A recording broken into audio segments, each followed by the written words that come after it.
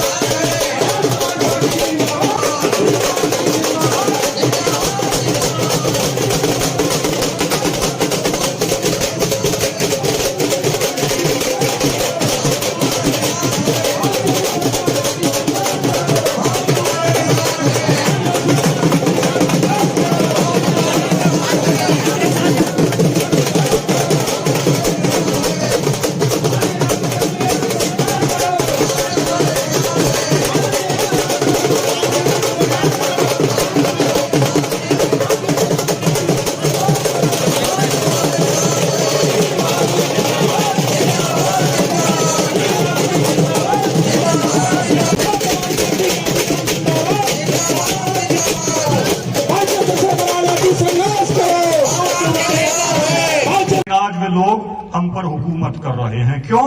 क्योंकि हम लोग चींटी से भी गए गुजरे हो गए। हम लोग अपने लीडर को नहीं पहचान पा रहे। चंद्रशेखर आजाद भाई हमारे लीडर हैं। इस कौम को एक लीडर मिला है। इन्हें पहचानिए, इनके पीछे चलिए, इनके हाथ मजबूत कीजिए।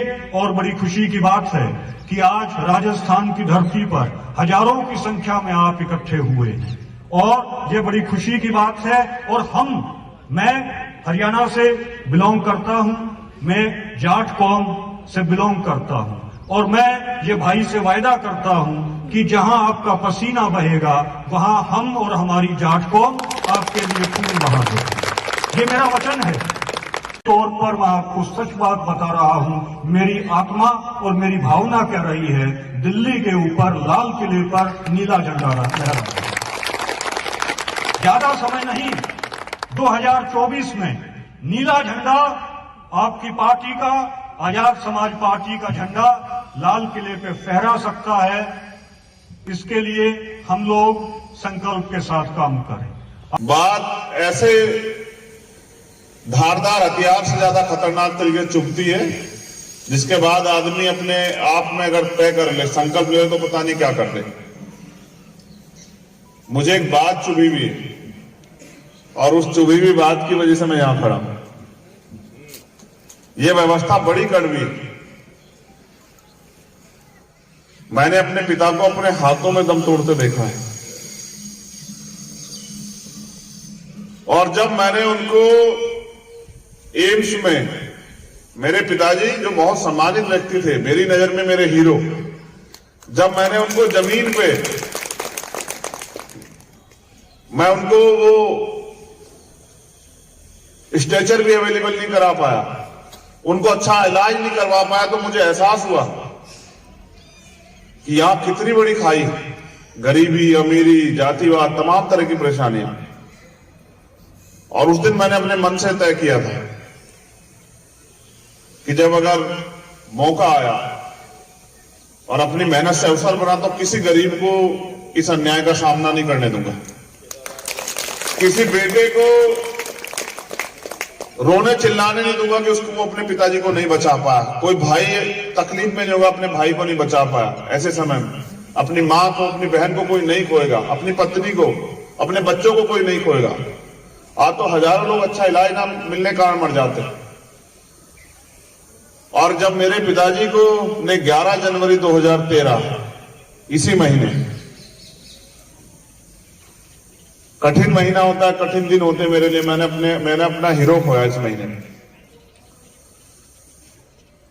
तो मैंने 12 जनवरी को तय किया 2013 में कि अब मैं पीछे मुड़ के नहीं देखूंगा। तब मैं जा रहा था पढ़ने के लिए अमेरिका, और मेरे पिताजी ने मुझसे बात कहा कि अपने लिए तो सब लोग जीते हैं, तुम भी वहां जाके पैसे वाले हो जाओगे, सुख सुविधा हासिल कर लोगे, लेकिन यहां जो लोग रह रहे हैं उनके लिए कोई कुछ करना ही नहीं चाहता। आज तक भी उनको इंसान नहीं समझा गया, आज तक भी उनके साथ अन्याय अत्याचार होता है, जुल्म जाती होती है, अधिकारों से वो लोग वंचित हैं, बेबसी लाचारी में जी रहे कि कोई मसीहा आएगा उनकी जिंदगी बदलने के लिए। वो खड़ा होना चाहते हैं, उनको कोई उनके सामने होने वाला कोई नहीं जो उनका सहारा बन जाए। तो सब लोग अपने अपने लिए जी रहे, पता नहीं कभी कोई आएगा क्या। तो मैंने अपने पिता से वादा किया कि पता नहीं मसीहा तो आएगा नहीं आएगा, लेकिन मैं आपका खून होने के नाते आपको निराश नहीं करूंगा।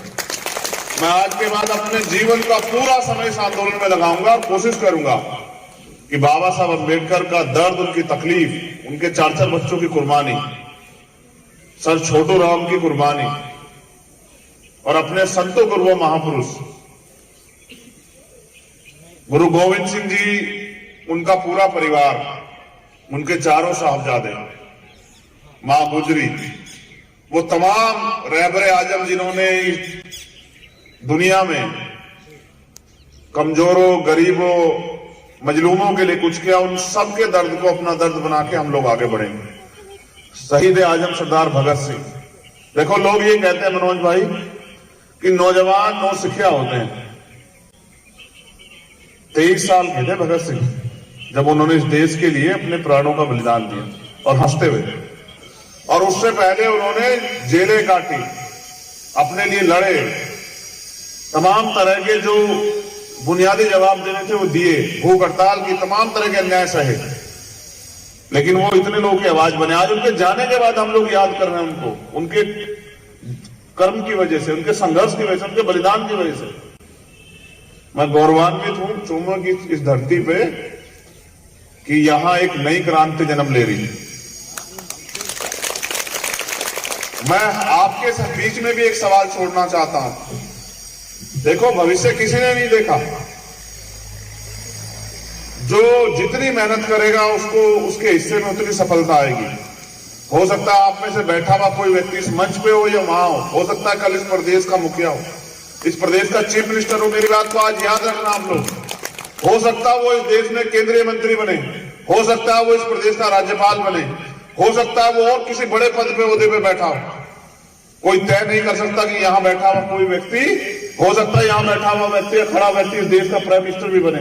कोई तय नहीं कर सकता, क्योंकि बाबा साहब अम्बेडकर ने हमें कहा कि रानी का बेटा राजा नहीं बनेगा। राजा वो बनेगा जो हकदार होगा, जो मेहनत करेगा, जो वोट तैयार करेगा, लोगों को तैयार करके उनके हक की लड़ाई लड़के आगे बढ़ेगा। आज जो यहां बैठा अपने आप को कमजोर ना समझे। हमारी सबसे बड़ी कमजोरी है कि हम ये सोचते हम नहीं कर सकते हैं। भाई, इस देश को लोकतंत्र किसने दिया? हमारे रहबरों ने, वरना यहां तो राजशाही थी।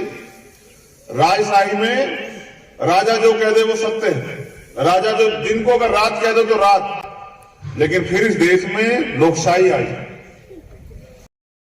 और राज करो। ये तुम्हें तय करना, तुम्हें कौन सा रास्ता चुनना है।